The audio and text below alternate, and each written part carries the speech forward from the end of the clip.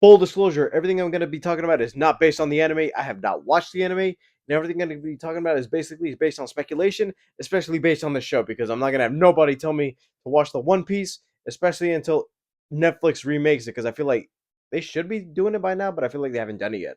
Hey, what's up, you guys? It's me, Odira Kid, the overview, and One Piece Season 2 is on its way, and funny enough, it's one of those anime to live action adaptations where I feel like, yeah, I don't know almost everything about the source material except the characters, but this is one of those adaptations where I feel like, yeah, I can actually accept this in the fact that I could actually deteriorate this from the anime, and I feel like, yeah, I could watch this like a separate show, and I'm still tuned into the characters without knowing anything from the anime and the storyline just to go with it.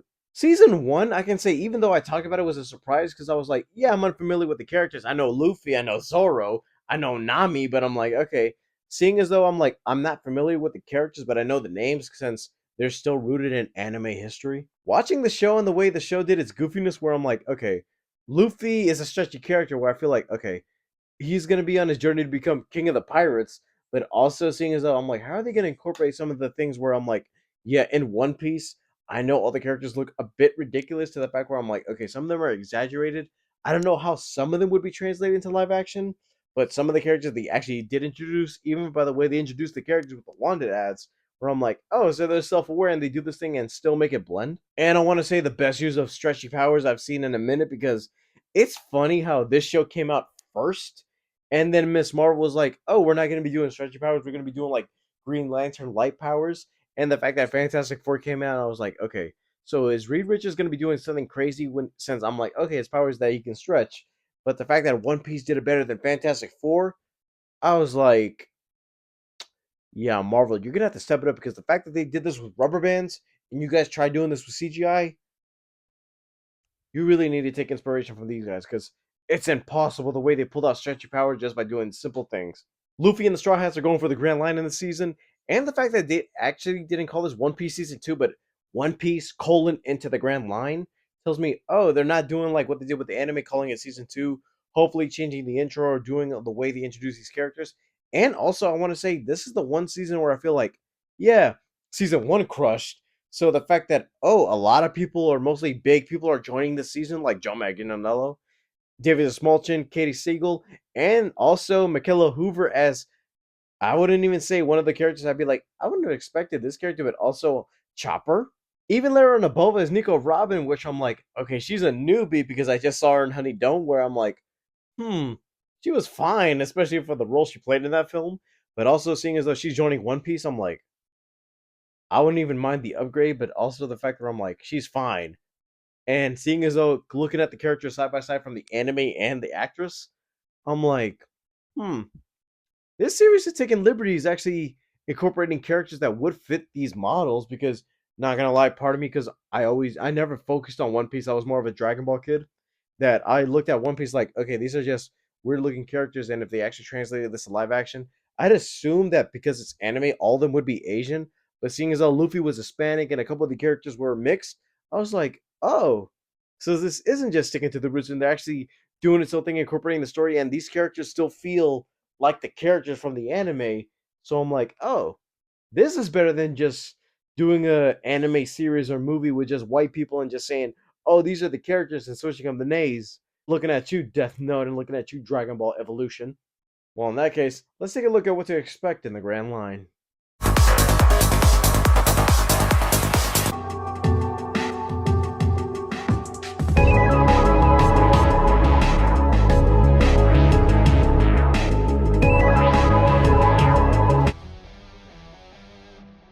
At first they were merely a rumor, Just Smolchin.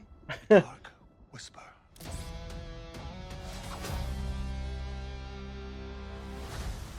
They are Baroque works. Hmm. They're an organization of assassins.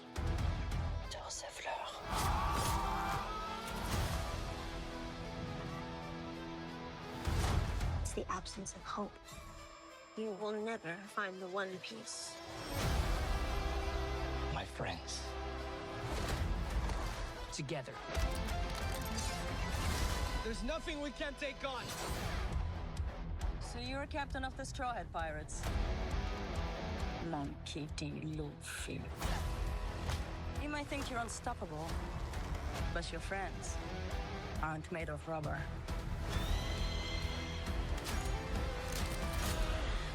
Huh. You gotta be. Some of the goofiness is still like a little bit enhanced, but still feels in tone. These guys are unstoppable! Oh, Now's my turn. Good luck. I just know everybody's gonna be fiending up for that character. No Chopper?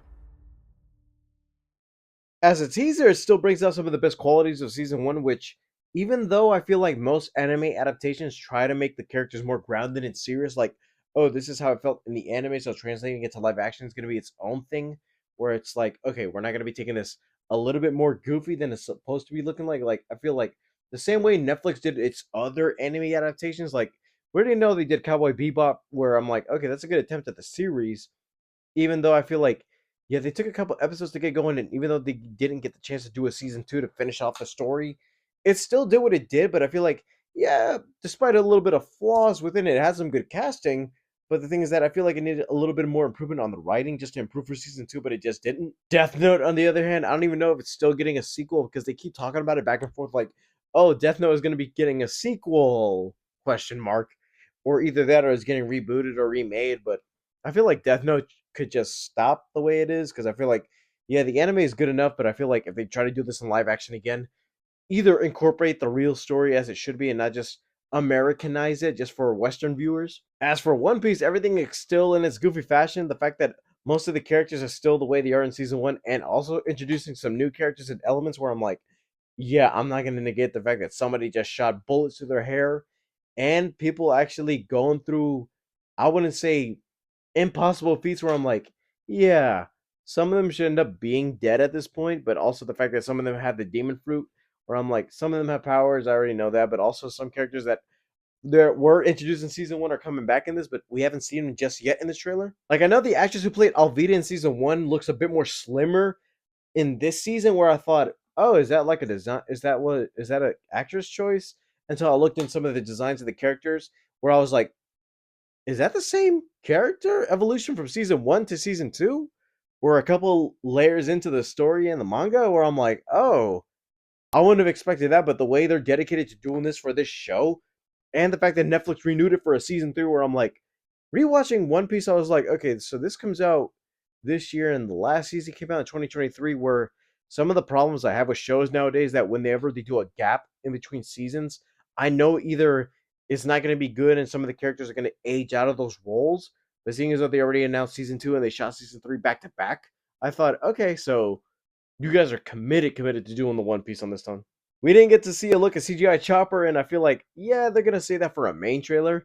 And funny enough, I was like, okay, he looked cute in the test footage, but also I'm like, I wonder what role he would play in the story, because I feel like, yeah, we have our main crew of Straw Hats, but who knows what are they gonna do this season? Because yeah, I don't know the main arcs of One Piece. I could just say anything about Dragon Ball, but I'm not gonna say anything about this show. I'm watching this with surprises on the way, and if anybody can fill me out on One Piece, I guess it could try and fill in some of the gaps, or whether or not this actually is a little bit comparable to where the characters and the arcs are in the anime at this point. Because I feel like, yeah, season one did this thing of hour-long episodes. I would say, I guess for the most part, I'd say at least like 16 episodes if I want to be exactly. Season 1 did the most in adapt to some of the stories and parts of the anime, which in some moments you could clearly tell what moments were brought directly out of the anime based on certain dialogue and the way some characters would move. But seeing as though, yeah, season 2 is still going to be going on that flare, and seeing as though we're getting a little bit of big name actors in this thing, I feel like, yeah, it's going to be a little bit more fun. And hopefully, I feel like this season would actually keep it going on One Piece, where I feel like, okay, I know some of these Netflix series would end up being in gaps and not finish the story and be like, you know what, we'll come back years later. But if they could keep One Piece going year after year, seeing as though, yeah, the anime is still going years later and that they're remaking One Piece for Netflix, doing it with actual HD footage, I wouldn't mind actually them finishing the story in live action and be like, yeah, this is the real One Piece story as we have it. I know we'll get the anime later and that the real anime is on a break at this point, but I feel like, yeah, I would watch this show until you get to Gear 5 Luffy. Alright guys, thank you guys for watching. Don't forget to leave a like and subscribe. All my social media is down in the description below, and I'll see you guys next time. Bye guys.